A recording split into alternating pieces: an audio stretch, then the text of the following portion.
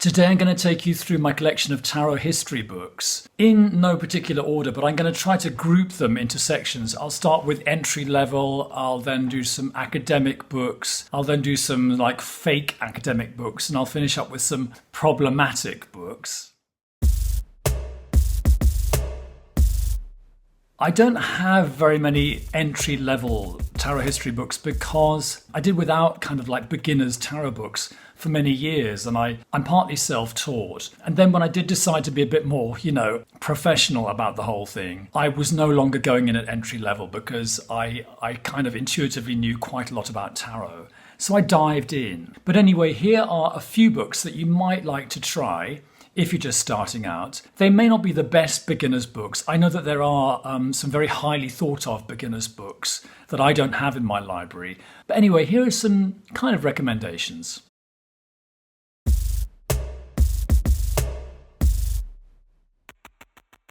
The Tarot by Robert M. Place, subtitled History, Symbolism and Divination. Now, Robert M. Place is a major player in the tarot world. He has designed loads and loads of decks. And in addition to this very manageable volume, he also has a book out called The Tarot, Magic, Alchemy, Hermeticism and Neoplatonism. And this is apparently a great huge doorstop of a book, absolutely massive, which contains everything you need to know and probably a few things you don't need to know. This book, as I say, is manageable. It's about 250 pages long, and the first 2/3 or so are what you might call tarot history. And then he goes on into detail about the Rider-Waite-Smith tarot and gives you some individual meanings and ideas about each of the cards.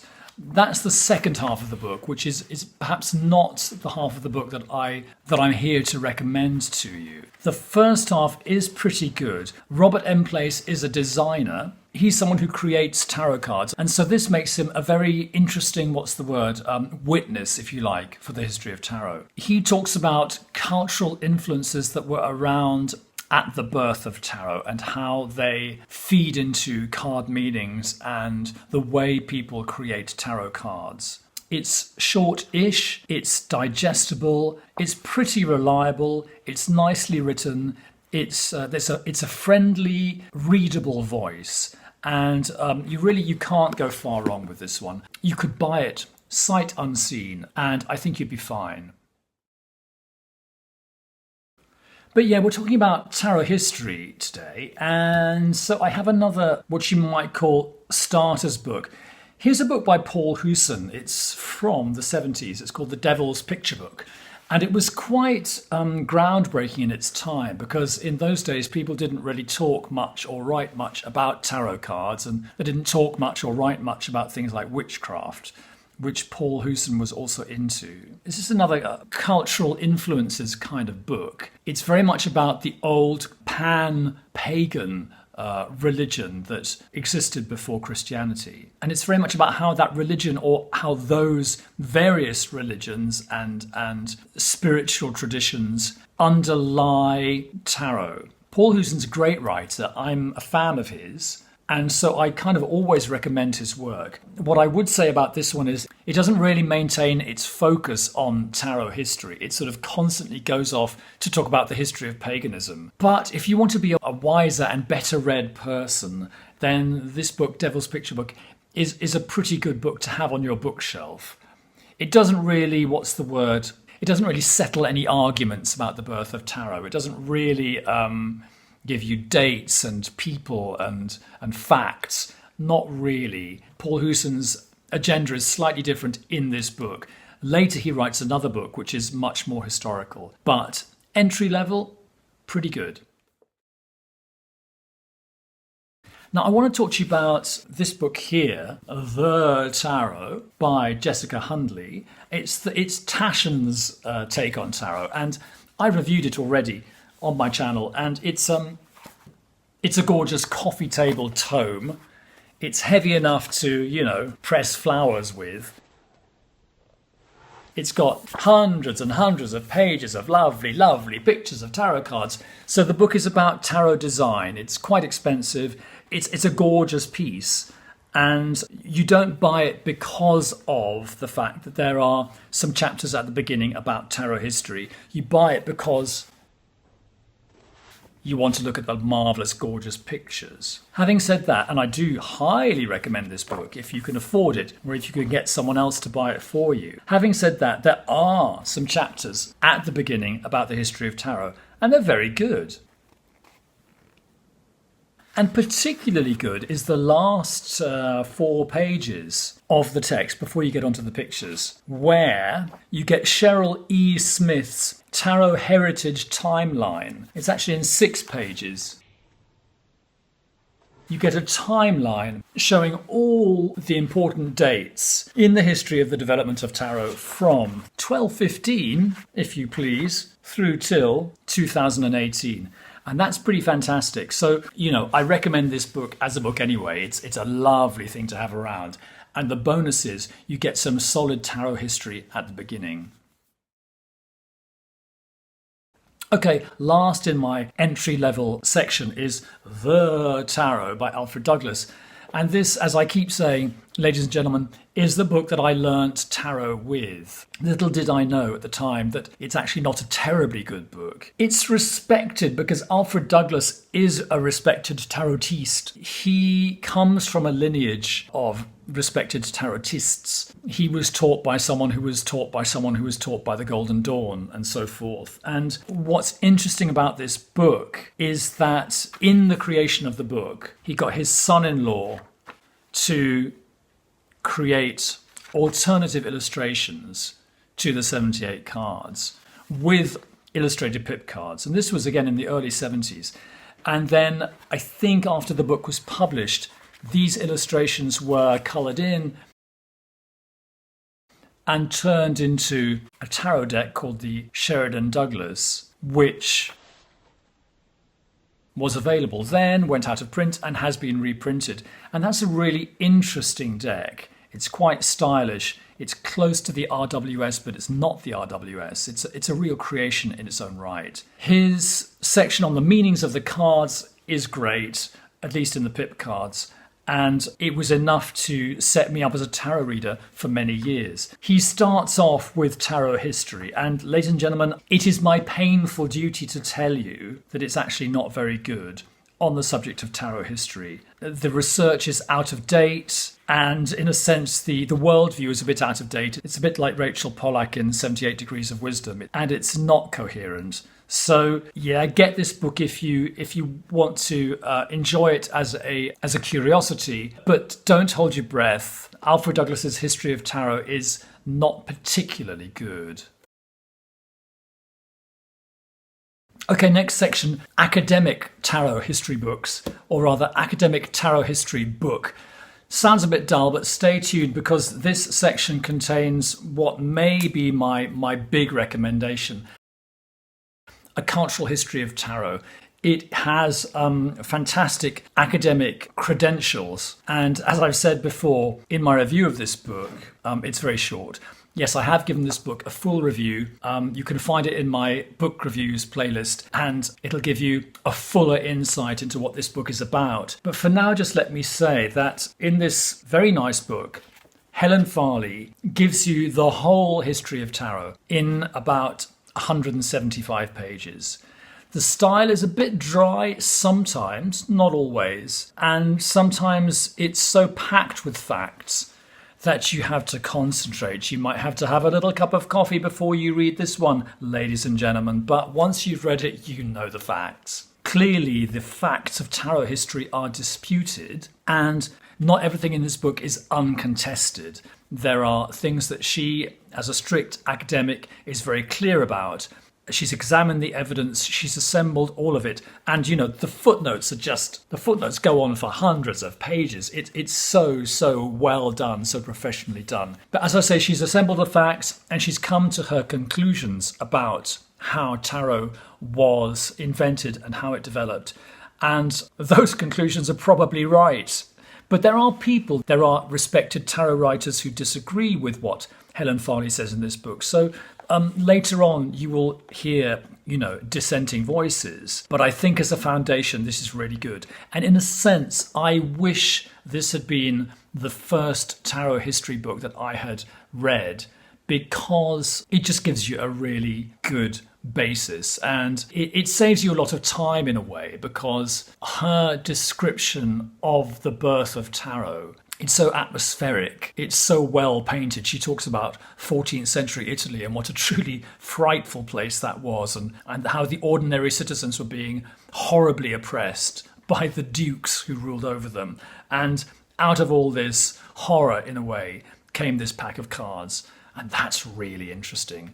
She tells you, for example, that the Duke of Milan, for whom the first tarot was probably invented, was a religious man, but he was anti-church. He was anti the Pope. He hated the Pope. He hated the church. Now, we in the 21st century, we think we know it all. We think that back in the past there was Christianity. There was this thing called Christianity that ruled over everyone and made everyone's lives horrible. And there was this Pope at the top of Christianity who was laying down the law, and everyone would say, yes, sir, no, sir. Actually, no, not at all. History was more complicated than that. It was more nuanced, ladies and gentlemen. And in the 15th century, the early 1400s, the power and the prestige of the church was really low. And there were people who were just having nothing of it. You know, one of whom was the Duke of Milan. And he believed in God, and he believed in Jesus, and he read his Bible, and he wanted to go to heaven. He didn't do much about it in terms of living a nice life. He was an absolute fiend, and he crushed the citizens of Milan under his boots, but he hoped he would go to heaven nevertheless. My point is that it's important to know this, because when you see the Pope card in the tarot, this is not evidence of oh, what patriarchal times those were, or oh, what church Pope-dominated times those were. Actually, it's not evidence of that at all. It's evidence of the fact that the man for whom tarot was created actually hated the Pope. And he arranged for a Pope card to be put into a pack of cards, specifically really as an anti-Pope gesture. So history is nuanced, ladies and gentlemen, and that's what we get from good historians. So A Cultural History of Tarot by Helen Farley, I think, is my top recommendation. It's short and you can get it. It's in print. It's not horrifically expensive. So buy. My next section, ladies and gentlemen, is called, what should we say? Not entirely academic books, or not entirely academic book. Here we have one of my bêtes noires, A History of the Occult Tarot by Ronald Decker and Michael Dummett. And this is a huge, heavy, dryly written, pompously written history of tarot cards written by two academic gentlemen. And I've whined about this several times on my channel. It features in my notorious video, 7 Tarot Books I Don't Recommend. I call it almost academic because the people who write it, Decker and Dummett, they write in this extremely snooty, sort of Mandarin academic style. And I mean, to the extent that, you know, Helen Farley just does her best to be clear and isn't always clear because she has so much to say. These people do their best to sound like, you know, Henry Bloody James, where the reader has to spend a minute or two here and there searching for the main verb and trying to work out, you know, in this brilliant 19th century style English, trying to work out what the authors are actually saying. But that's just the authors showing how brilliant and well educated they are. It's partly a history of tarot, but it's partly a polemic. It's partly a character assassination of the cartomancy community. In other words, these authors are into tarot cards, but they are opposed to the idea of divination with cards, or cartomancy, as we sometimes call it, tarot reading in plain English. So they romp through tarot history, just showing how all these secret societies, it was all a pack of lies. The Golden Dawn was founded on false credentials.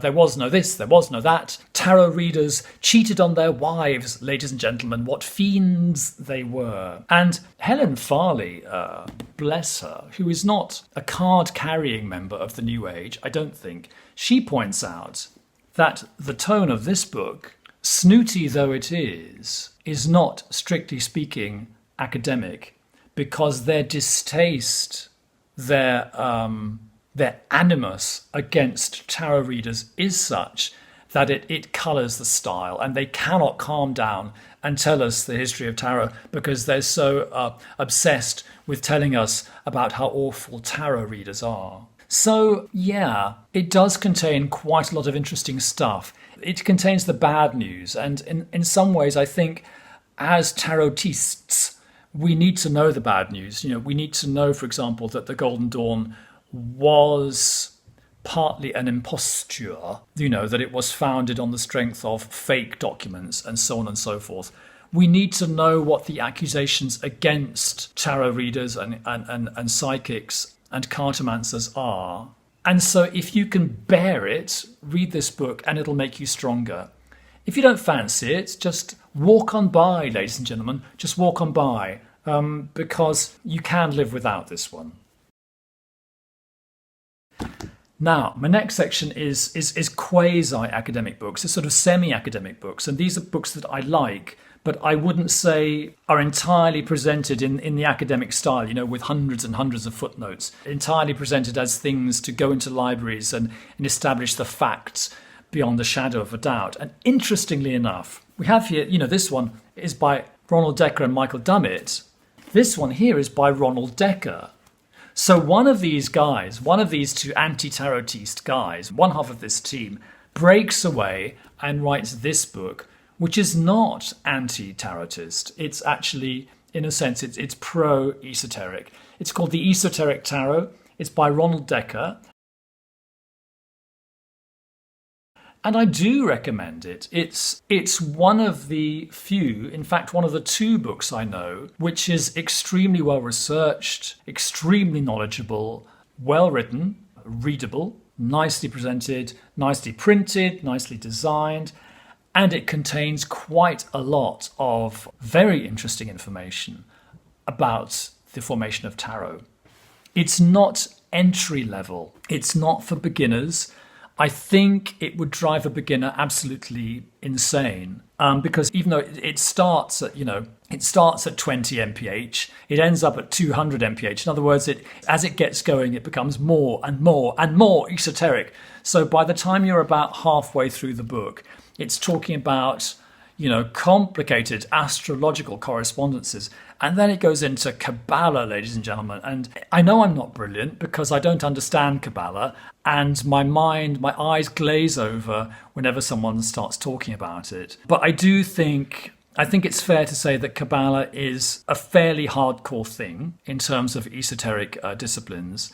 And so I would say for beginners, absolutely not. But if you're kind of like an intermediate level tarot reader, tarot book reader, that is, this book is very, very nice. It's a combination of academic clarity and the academic fact-based writing with a desire to let tarot be a magical thing. And, it's one of the mysteries, isn't it, of life, how the Ronald Decker, who wrote this book, could have had anything to do with this ghastly book. And I have a feeling that this book here, History of the Occult Tarot, is really written by Michael Dummett. And somehow Ronald Decker has been tricked into some kind of involvement. And he's ended up with his name on it. But it does not feel like the same person. It is the same person. But it's an entirely different kettle de poisson, ladies and gentlemen. Another quasi or semi-academic tarot history book, Mystical Origins of the Tarot by Paul Huson. Now, along with the Helen Farley book, this is my top tip. Paul Huson, I think, probably cannot claim to be an entirely academic writer. He's not a university creature. He's someone who has written about witchcraft. He's had a long and varied career.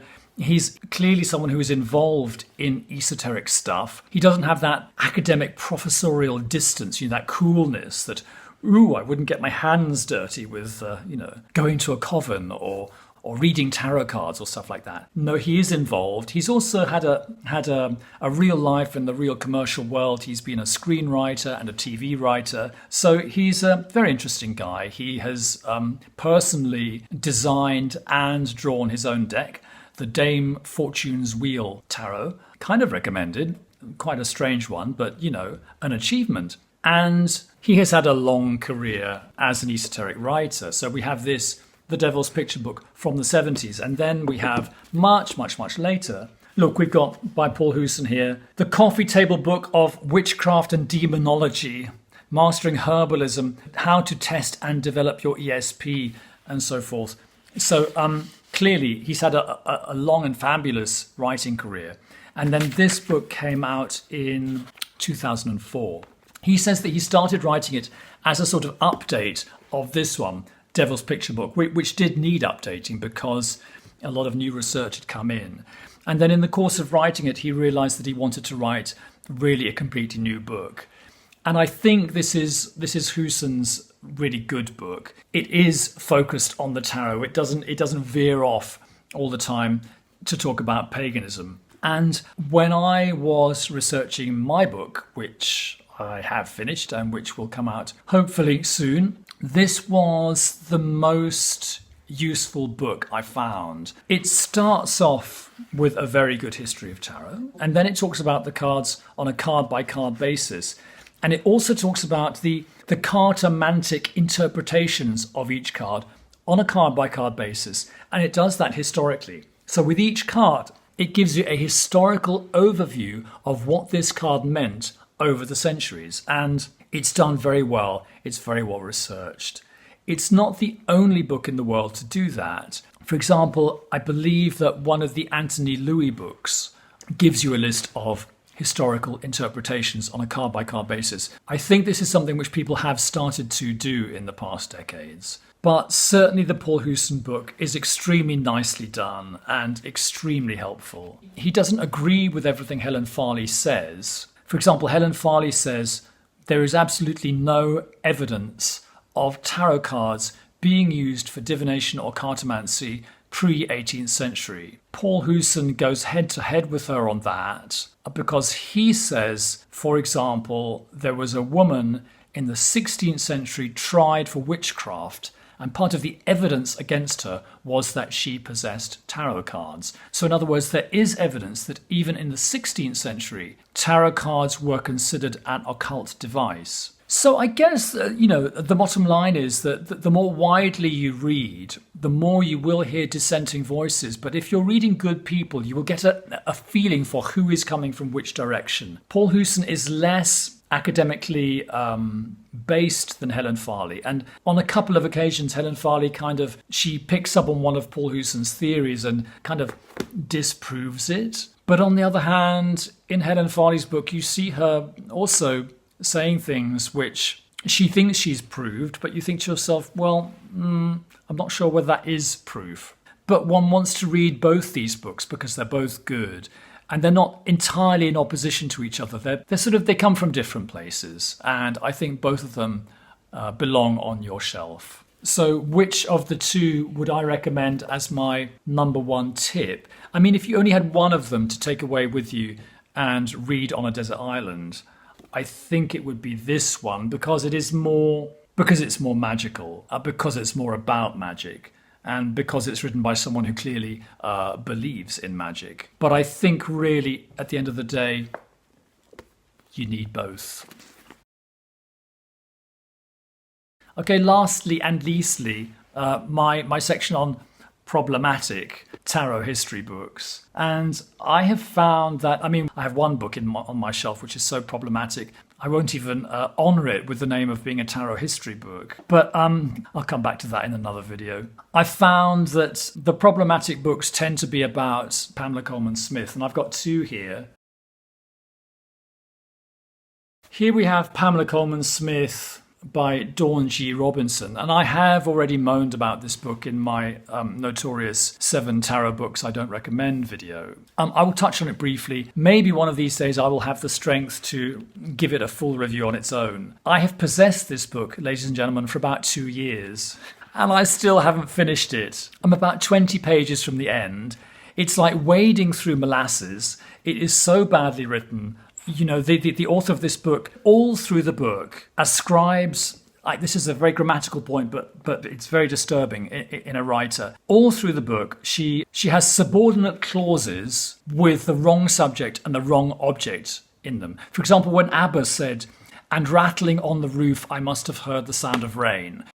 You know, that's not English. Rattling on the roof, I must have heard the sound of rain. It means that I was rattling on the roof and I heard the sound of rain. You know, you can't say rattling on the roof, because rattling on the roof refers to the subject, not the object. And this writer does it all through the book.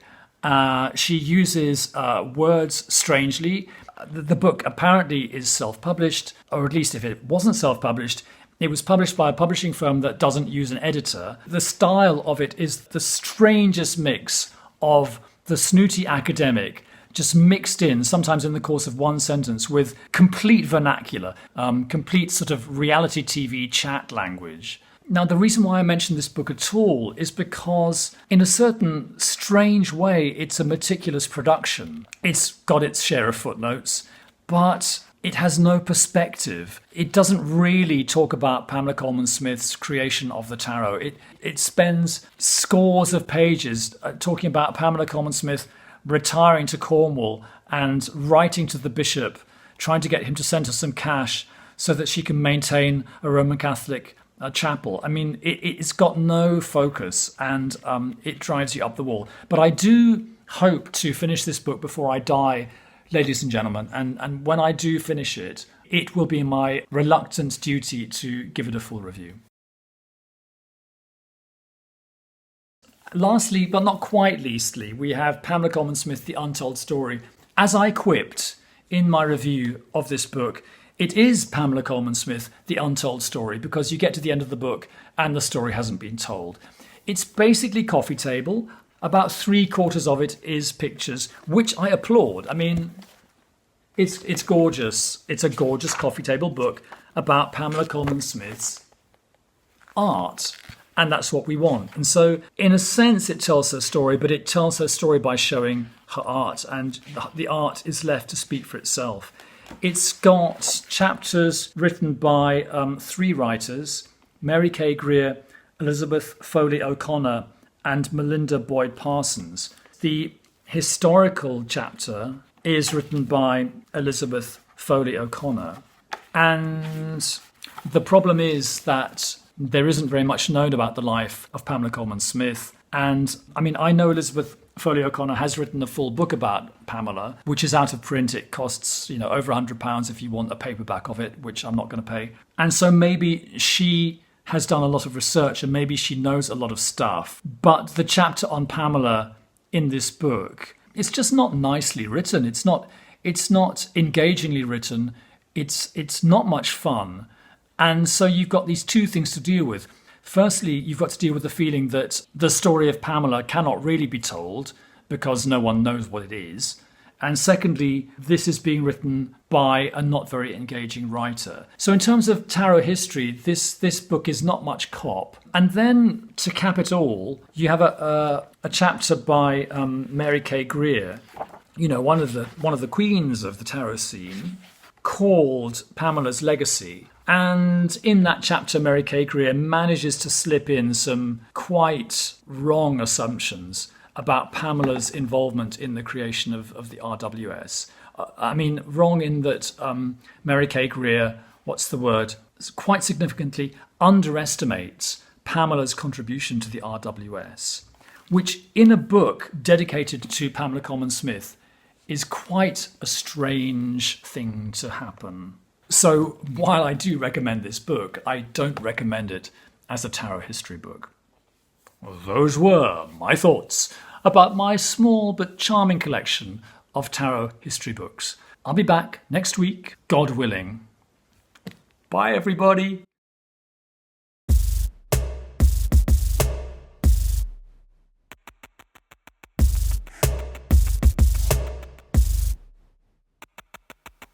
pity you have undone my heart, and placed a thorn in every part. Though I have known a blood-red moon, and the bright sun eclipsed at noon, I never dreamed that I would see such irregularity.